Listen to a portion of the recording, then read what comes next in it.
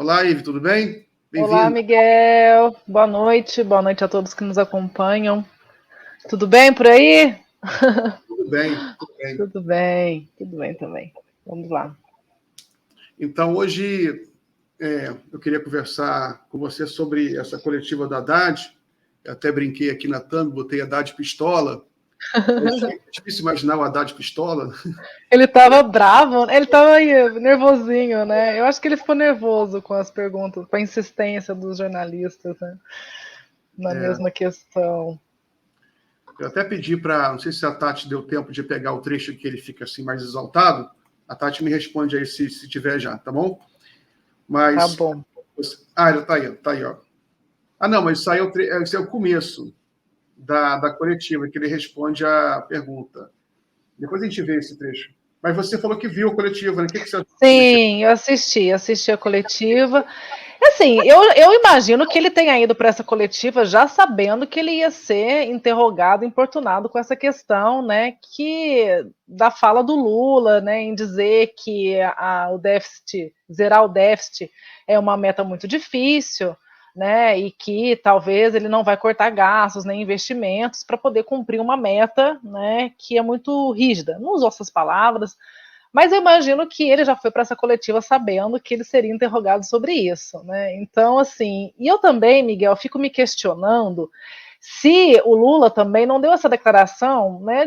E já teria falado com o Haddad que ele falaria sobre isso, né? Eu acho que não é possível que não tenha conversa ali entre eles, né? E também não é possível que também o Haddad tenha soltado essa questão de zerar o déficit sem antes ter consultado o Lula, né? Assim, eu acho que desde 2018 eles têm, ou de muito antes, eles têm uma certa cumplicidade, né? O Haddad assumiu a bucha, foi lá, colocou seu nome, foi candidato quando o Lula estava preso, né? E sempre fazia visitas ao Lula durante a sua prisão. Então, assim, eu acho que existe uma relação de confiança muito forte ali entre os dois.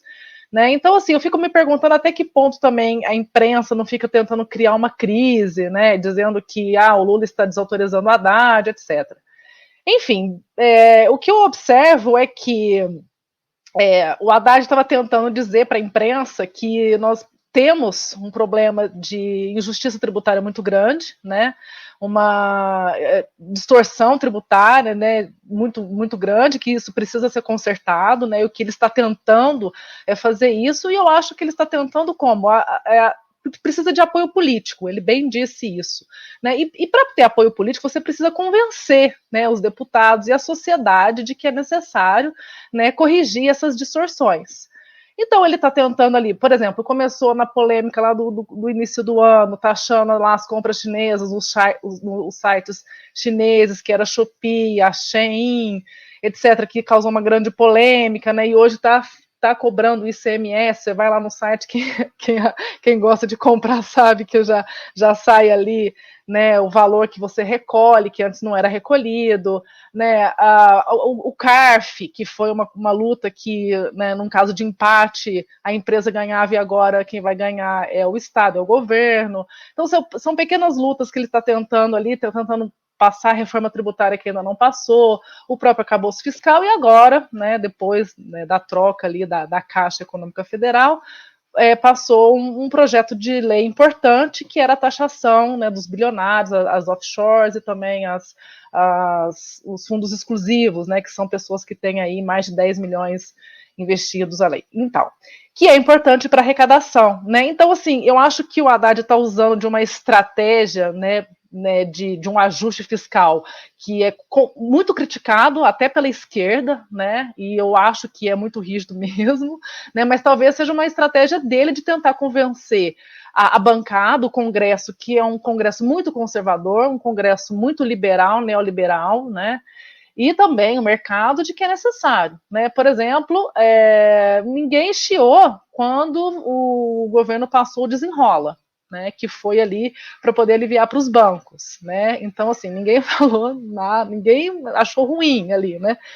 Então, assim, o Haddad, eu acho que ele se irritou, porque ele estava tentando convencer ali a imprensa de que era necessário, que o Brasil precisa arrecadar 168 bilhões a mais o ano que vem para poder cumprir a sua meta, né? e ficava insistindo, mas até meta zero, mas, gente, não tem como prever, é uma coisa que não tem bola de cristal. O que ele estava tentando dizer é que nós vamos buscar, nós vamos perseguir essa meta. Se a gente vai conseguir, não tem como saber, né? Mas a gente vai fazer de tudo e tentar um apoio político, né, para tentar perseguir essa meta. Então, quanto mais a gente conseguir pelo lado da receita, no lado de arrecadação, corrigindo essas distorções tributárias, a gente vai tentar, né? E que o Lula fez é o quê? Né, daquele lado dele mais o social eu não vou cortar gastos, eu não vou deixar de fazer o meu PAC lá, que é o Programa de Aceleração do Investimento, do Crescimento, não vou cortar os investimentos que já estão previstos, né, no projeto, no orçamento, para cumprir uma meta muito rígida. Então, assim, é aquela coisa, né? E o problema todo, né, Miguel, é que, assim, o arcabouço fiscal que foi aprovado, que tem aquele gatilho, né, que se você não cumpre a meta, você é obrigado a reduzir depois o investimento no próximo ano, com a variação de receita, que eu acho que é 50%, você tem que diminuir, né, o investimento. Então, assim, é uma faca de dois legumes, é uma faca de dois gumes aí, né. Então, o Haddad está tentando ali, batalhando para corrigir essas distorções, é uma medida que é muito rígida, todo mundo concorda, o próprio mercado já precificou isso, aquele boletim Focus já disse que não tem como cumprir, que não é uma meta factível e tal, né? Mas eu acho que ficaria ruim para o Haddad também falar, olha, gente, não, foi mal, estava doidão, né? Então, assim, eu acho que ele tem que sustentar o que ele sempre defendeu desde o início, né? Se ele vai conseguir. Agora, assim, eu acho muito complicado. Eu acho que a gente do campo progressista, não sei se você concorda comigo, a gente precisa apoiar também essa decisão, né, do Haddad. Eu acho que isso enfraquece o ministro, né? Eu acho que é ruim para o governo a gente, né, ficar também querendo que produza uma crise entre os dois. Eu acho que não é muito bem isso. Eu acho que eu acho que é importante ter esses dois lados ali para contrabalancear ali a política, inclusive, né? O Lula está dizendo uma coisa, mas o Haddad cumpre um outro papel ali, o Lula cumpre um papel e o Haddad cumpre outro papel ali. Eu acho que é bom que as expectativas ficam ali, né? As pessoas ficam na expectativa, então eu acho que faz parte do jogo. Eu não sei se você concorda com a minha visão, mas eu vejo dessa forma. Eu concordo com essa visão. Eu acho que tem um jogo político aí, claro. O Lula ele cumpre o papel de um chefe de Estado. Ele Exato. tem que ser tipo uma espécie de árbitro de várias correntes de pensamento. Ele tem um lado, o Lula tem um lado de investir no social, investir em infraestrutura. E que ele está certo. Né? Eu acho que o Lula está sendo mais razoável, na verdade, né, que o Haddad, está sendo mais pé no chão que o Haddad, né, na verdade. Mas, desculpa interromper, mas assim, o Haddad eu acho que ele está fazendo, não sei, eu acho que, não sei se encontrou a maneira dele poder conseguir os seus objetivos, né, não sei, até para poder ter uma conversa ali com o banqueiro central, né, que, não sei, ali a proximidade, talvez esse jogo de zerar, né, o déficit também para poder baixar os juros, aquela coisa, né? Então, assim, é muito complicada a situação, né, Miguel? Sim, sim. Eu acho que o Haddad está fazendo o papel determinado pelo próprio Lula. O Haddad está cumprindo o papel mais difícil. Até brinco com meus amigos, o Haddad é o policial mau e o Lula é o policial bom. Né?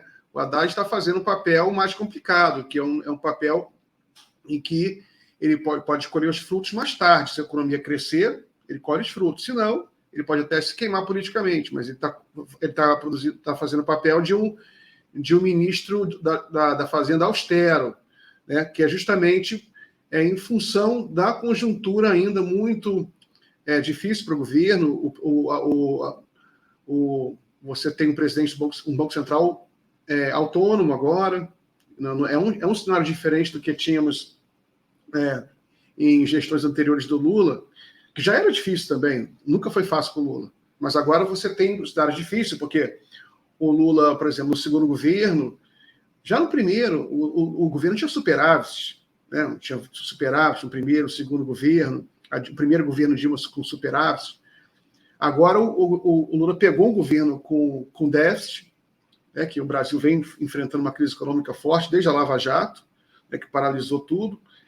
E agora você tem toda essa tentativa de reconstruir o Brasil você tem ainda esse consenso conservador neoliberal que é muito raivoso.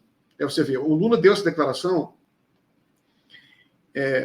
na sexta-feira, dizendo que talvez fosse difícil. Ele deu um sinal, talvez fosse difícil cumprir o déficit zero em função das informações que ele recebeu do próprio Haddad, inclusive o Haddad explicou isso hoje, o Haddad que falou isso para o Lula, em função da quebra de expectativa da arrecadação federal, porque apesar da economia estar crescendo bem, até acima do que todo mundo esperava, deve crescer mais de 3% esse ano, a arrecadação não está acompanhando no mesmo ritmo.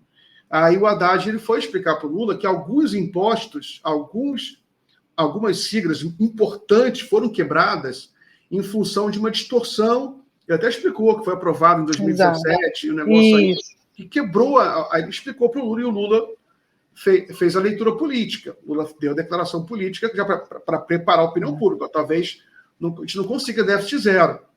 Não é o fim do mundo. Né? A gente está sem déficit zero há anos. Não foi o fim do mundo. Né? A gente faz o importante é caminhar para o equilíbrio das contas públicas. Isso que o Haddad foi político hoje. Né? Tanto que ele se irritou e a própria mídia ficou irritada porque a mídia queria que ele cravasse déficit zero. E ele não cravou. Ele cravou um conceito. Exato. Eu vou buscar o equilíbrio das contas públicas. O que não necessariamente é um déficit zero em 2024. Né? Você tem essa sinalização e é tudo muito delicado. Coloca a manchete aí nos jornais só para a gente analisar. Coloca aí, Tati. Não, a fala do Lula repercutiu imediatamente, né? Então. Aí você teve uma série de editoriais muito ferozes contra o Lula durante o final de semana todo, já na sexta. Isso. Aqui, ó, a Mira Leitão, Haddad mostra irritação, foge do tema e não responde a pergunta mais importante, né? Que é o compromisso de zerar o déficit. Por que o Haddad não respondeu isso? Porque ele não sabe ainda. Ele não sabe, vai depender. Né? Gente, daqui a um ano ele pode responder: olha, gente, deu certo, não deu certo.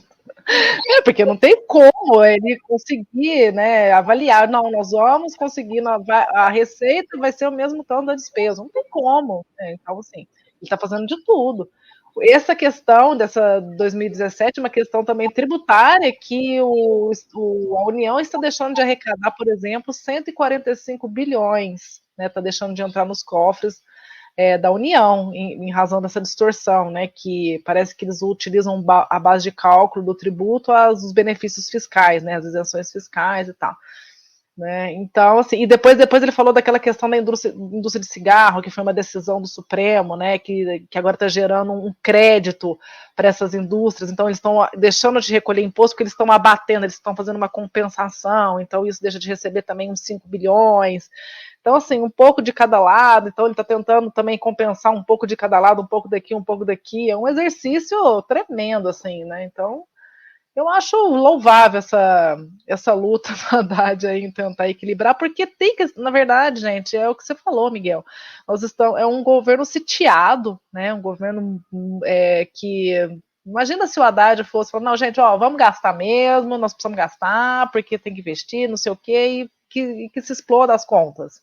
Não pode usar isso, não pode ser assim. Eu acho que o Lula justamente escolheu o Haddad porque ele não é assim, né, então eu acho que eles estão aliados. Eu escutei alguém falar, o Haddad vai se demitir, o Lula vai demitir o Haddad. Gente, sinceramente, eu acho que não é por aí. Eu acho que está tudo.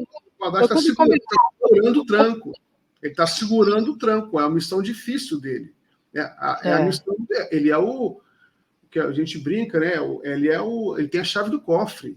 Exato. Claro que é uma posição difícil. Imagina, todo o serviço público quer aumento, merecidamente, né? Mas você tem um país para governar, você tem uma série de programas sociais para pagar, você tem uma série de investimentos em infraestrutura. O Brasil é um país muito pobre ainda, né? A gente tem, e o Brasil, diferentemente dos Estados Unidos ou do Japão, por exemplo, que pode viver de altíssimos déficits, né? O Brasil como um país da periferia tem essa dificuldade. E a gente sabe a dificuldade que não é só a vontade, ver o caso da Argentina, né? Sem querer dar um dia, não, o Brasil não pode virar Argentina, mas a gente tem que tomar cuidado, porque não é só questão de vontade. Nossa, mas a Argentina é um caso que preocupa a gente também aqui, né, Miguel? Vamos ver. Sim, tem que tomar cuidado, tem que ter as contas em dia, porque é muito ataque especulativo. O Brasil é muito vulnerável ainda, infelizmente. A gente tem uma vulnerabilidade que a gente vai demorar muitos anos para a gente resolver. Né? Pelo menos a gente resolveu, o próprio Lula resolveu. A gente tem reserva internacional grande. Isso. Por isso que a gente não vai virar uma Argentina tão cedo, porque nós temos reservas internacionais. Exato. A gente tem 300 bilhões de dólares, né, em reserva. O Bolsonaro até gastou uma parte, mas temos ainda uma boa reserva. Né? Isso já dá uma garantia. Agora, a gente precisa de as contas equilibradas e precisa se industrializar, né? Esse é o grande objetivo do Lula. Ele está desenhando isso. O grande foco dele é o PAC 3, uma série de projetos de infraestrutura. Vamos ver se vai dar certo. Agora, tem outra manchete aqui. Coloca aí, Tati. Deixa eu colocar aqui, ó. Isso aqui é do G1, né? Haddad conversa após Lula pôr em dúvida a meta de zerar rombo nas contas. Isso é que eu queria comentar, que a mídia usa essa linguagem, rombo nas contas. Entendeu? Nossa. Não é bem assim, não é rombo. O déficit num Estado soberano é normal, todo país tem um ano, depois conserta no outro. Isso não é um problema. Aqui no Brasil, em função desse consenso neoliberal, na América Latina... Virou uma religião, né, esse negócio aqui no Brasil, hein? É uma coisa impressionante. Ninguém fala da dívida trilionária dos Estados Unidos, por exemplo. Exatamente. Que lá sim está fugindo de controle, né? Lá sim, né? Eles estão como um rojão lá, porque a dívida só cresce, é na casa dos trilhões, né? E agora envolvido com esse tanto de guerra, e os juros, né, lá corre o risco de aumentar os juros lá e tem consequências aqui no Brasil também. Eu penso, Miguel, que o ano que vem, a depender dessa situação geopolítica aí que a gente está enfrentando, vai ser um ano bem difícil, assim, em termos mundiais, assim, falando. Eu acho que vai ser um ano também de bastante recessão, não sei, espero que seja enganado, mas a gente precisa estar preparado, né, para isso também, né? Tudo vai depender se houver escalada da guerra. Isso. Aí a gente tem que rezar muito para que as lideranças globais, sobretudo o Biden, né, tenha juízo. E baixe o tom. Né? E não vou nem falar. Mas eu estou sem esperança. Porque desse eu não espero nada, mas pelo menos do Biden, que tem um mínimo de juízo. Você vê inacreditável. Para desescalar essa guerra, parar de querer brincar de guerra no mundo inteiro, em Taiwan. O que manda Filipinas também, ele fala. Quem manda Israel é os Estados Unidos. Então eles têm que. Senão, se entrar o Irã na guerra, se escalonar, aí explode o preço do petróleo. Não, aí vai arrastar a Rússia, eu penso comigo, né? Vai arrastar um monte de gente, aí eu acho que não posso, você me conhece, mas eu posso. É a Terceira Guerra Mundial, eu com o meu pessimismo aqui. Não, mas é sério. Mas pode acontecer, porque inclusive eu estou vendo debate nas redes sociais, o pessoal falando em guerra mundial assim, como se fosse os Estados Unidos com a Europa, guerra contra a China e a Rússia, né? Como se fosse uma coisa assim leve, um assunto assim, a gente pode ganhar. Mais uma guerrinha. Eu comecei a ler uma novela que fala de uma guerra entre a China e os Estados Unidos, né, que se passa num futuro próximo, é assustador. E eu li porque eu assisti uma entrevista com o Netanyahu, né, para entender como esse cara pensa. Aí ele falou, não, eu li uma novela. Aí depois que novela é essa? Eu fui ver que é uma novela que fez um sucesso no Pentágono, todo mundo no Pentágono leu essa novela, chama Ghost Fleet, Frota Fantasma. A novela fez muito sucesso nas elites militares americanas, israelenses. É uma guerra entre os Estados Unidos e a China, uma coisa horrorosa. Né? Isso que me parece que é isso que eles estão querendo, né, na verdade. Eles ganham dinheiro, né? Eles ganham dinheiro, você vê, e ganham na hora. Os Estados Unidos voltou a crescer, a indústria armamentista guerras começam a ganhar na hora, injeção de dinheiro na hora, e cresce a indústria bélica, mas não vou o negócio é que a rede social essa guerra é muito triste, né? Eu até vou Nossa, parar um eu dia. eu tô sonhando com isso, gente, vocês acreditam? Eu vou ter que Eu parar tô um dia, sonhando. porque é uma Porque coisa muito. Pior tá guerra, pesado. Tá pior pesado. momento, né, da história, essa guerra. Vou parar um dia. Você tem que tomar muito cuidado, tem muita notícia. As pessoas ficam muito a nervo flor da pele, né? Então tem que tomar cuidado. Tem muita notícia assim que é falsa. Você publica até na boa fé, mas não é. É uma coisa antiga, entendeu? Tem muita confusão. Isso, Entendeu? Tem que tomar cuidado. Tem a guerra psicológica também, né? Que é uma estratégia de guerra, né?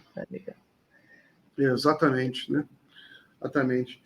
E vamos assistir um pedacinho do Haddad, que eu queria só pegar Vamos lá. Te comento. Coloca aí, Tati.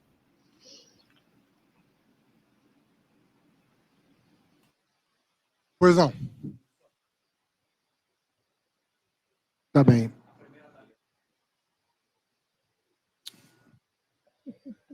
Oi, bom dia, ministro. Aqui Natália Garcia, da Folha de São Paulo. Eu queria perguntar sobre a questão da meta zero, né? A declaração do presidente Lula sobre a meta foi interpretada por parlamentares, como pelo mercado também, como um comando para a mudança dessa meta.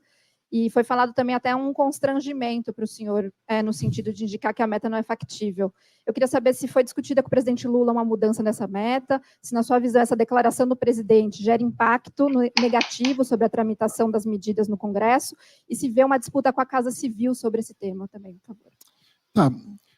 Olha, a melhor coisa que a gente tem a fazer agora é se apegar aos fatos que foram levados ao conhecimento do presidente e que já foi dado ao conhecimento de vocês, mas não custa enfatizar que isso tem impressionado o presidente à luz da trajetória do... Quando nós demos a público o marco fiscal, isso foi em março desse ano, né?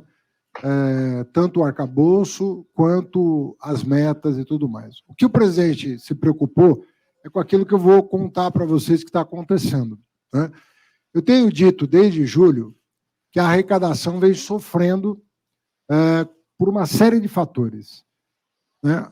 Obviamente que a taxa de juros é uma coisa importante, as empresas estão lucrando menos em função das taxas de juros, e isso impacta imposto de renda de pessoa jurídica e contribuição social sobre lucro líquido, como vocês sabem.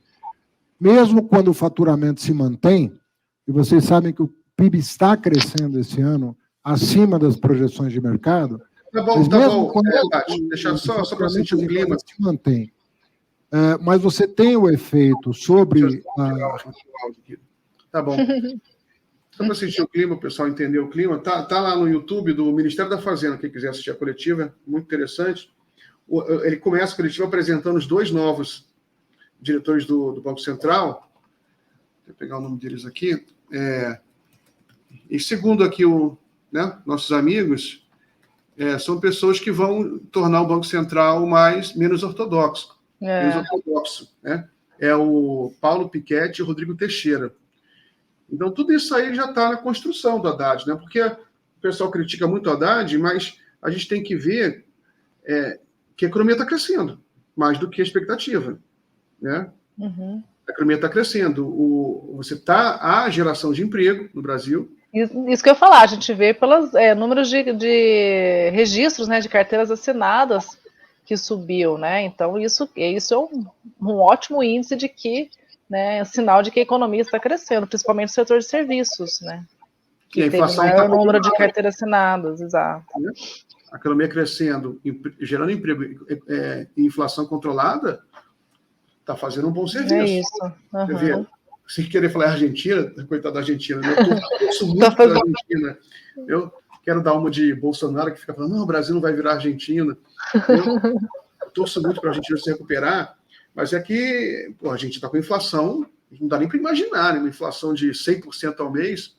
A gente deve terminar o ano, inclusive hoje saiu o Boletim Focus, reduzir a inflação, se não me engano, para 4,5%, 4,6%, menos 5% a expectativa, inflação controlada, ou seja, né, a crítica ao Haddad na realidade, em relação ao ano que vem, né, 2024, o pessoal fica achando que o movimento vai ser um ano horroroso, mas, por enquanto, né?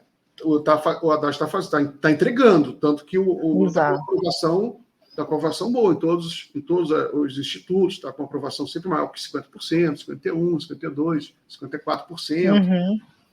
Então, ele está entregando, né? Agora... Está fazendo um dever de casa, né? Eu escuto muita gente falando, principalmente do campo... Eu escuto mais o campo da esquerda, porque eu fico na minha bolha aqui. Porque o Lula está muito devagar, não está entregando. Eu falei, gente, eu acho que está fazendo até demais. Eu acho que, em razão do governo sitiado que nós temos, né, do Lira ali na presidência da Câmara, engavetando e pressionando, né? Então, assim, a gente não pode se enganar de que essa questão da Caixa foi a última, né? A próxima coisa que vier aí do governo que foi importante para aprovação, vai vir uma nova pressão, ou por emenda, ou por cargo, né? Tem a Funasa aí, tem outras estatais que eles estão de olho, assim, eles não vão sossegar. Então, assim, é muito difícil também, né, essa luta de fazer a máquina girar, assim, andar, né? A gente precisa do conjunto todo. Então, assim, um dia de cada vez, vivendo um dia de cada vez, e eu acho que a gente está, pelo menos, no caminho certo aí, a gente pelo menos tem que tentar. Eu acho que não pode estrilar de uma vez, né, tem que radicalizar e não sei o quê, não adianta, porque não é assim que a gente vai conseguir. Eu acho que a gente tem que ir, né, fazendo as costuras necessárias e brigar pelo convencimento ali, né, e eu acho que estamos cumprindo o nosso papel, né, eu acho que estamos caminhando no caminho, na velocidade correta e estamos trilhando o caminho correto, porque assim, tem muita coisa para ser arrumada, né, Miguel? A lambança feita de 2016 para cá é assim, né, o que a gente estava tentando arrumar em 4 governos, 4 anos de governo do PT, né, 4 anos não, 4 mandatos, mais ou menos, um interrompido pela metade, mas o que a gente estava tentando ali trilhar foi, né, praticamente, né, tentar ali desmontar e conseguiram em muitos aspectos, né? Então até a gente conseguir arrumar a casa novamente, né, não é uma tarefa fácil. A gente tem que ter paciência. E também para deixar um legado, né? Porque é o que o próprio ministro falou, tem que ser uma política de Estado, é o que você fala direto, né? Essa questão da industrialização, da neoindustrialização, tem que ser uma política de Estado, né? Para o próximo presidente perseguir essa política, né? Não entra presidente, sai presidente. O próximo Lula. Interrompe, o próximo, né? Se for o Lula em 2026, não sei, ou quem for, que tem que ser uma política de Estado, né? Então, para o Brasil continuar a seguir, ter uma trilha a seguir, porque entra o presidente, sai o presidente, interrompe, começa de novo, pensa diferente, aí interrompe um programa que está dando certo. Então é sempre uma bagunça. Então tem que ter uma política de Estado ali para a gente seguir, né? Tem que ser uma coisa a longo prazo, né? As coisas têm que ser feitas a longo prazo para funcionar, né? Para funcionar. Tem que ter regras para funcionar e uma política de Estado a longo prazo. Muito bem. Estamos chegando ao fim, então assim, mais um minutinho, mas falar então de uma coisa boa, que hoje é aniversário de 1 ano. Não, esse aqui não, Deus me livre. Daqui a um ano de não eleito. 1 ano do Nossa, que alívio, né? Eu até fiz um vídeo rapidinho, porque, gente, eu me lembro desse dia, parece que eu sinto a sensação de alívio, de novo, assim, porque foi um dia muito tenso, mas foi um dia de muito alívio no final. Então, assim, a gente venceu o fascismo, derrotamos com toda a máquina, o aparato estatal funcionando em torno do Bolsonaro, ele tentando dar um golpe de Estado utilizando a Polícia Rodoviária Federal, obstruindo as eleições no dia da votação. Então, foi um dia muito conturbado, né? Eu achava ali que a gente ia, sei lá, que a eleição ia ser interrompida, que ia estender, que não ia, o Alexandre de Moraes segurando as pontas. Não, foi uma confusão, né? E a gente, mesmo assim, a gente conseguiu, a gente venceu. Então, assim, eu acho que foi uma vitória muito importante. A gente poderia estar agora vivendo praticamente uma ditadura miliciana teocrática se o Bolsonaro tivesse sido reeleito. Então, é um dia histórico, para ser lembrado sempre. Exatamente. Eu tenho um alívio os problemas nossos, ser o Haddad, né? Se o Haddad bom, né? Exato. Que bom que nós estamos discutindo, né? Meta fiscal, e acabou, se não sei o quê. Que ótimo. Né? Já elevou o nível do debate, com certeza. né? Há um pouco tempo atrás, discutindo cloroquina, né? Nossa, E outras coisas barra aquelas pesada, falas bizarras que ele a dizia. distribuição de arma para todo mundo, e Nossa, motociata do desesperador. Bolsonaro.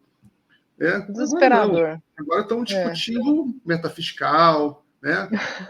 Querendo liberar dinheiro para infraestrutura. É isso aí. Isso. Então, muito obrigado. Muito obrigada, Miguel. Sempre um prazer estar aqui. Um abraço a todos, gente. Tchau, para você também. Pode fechar.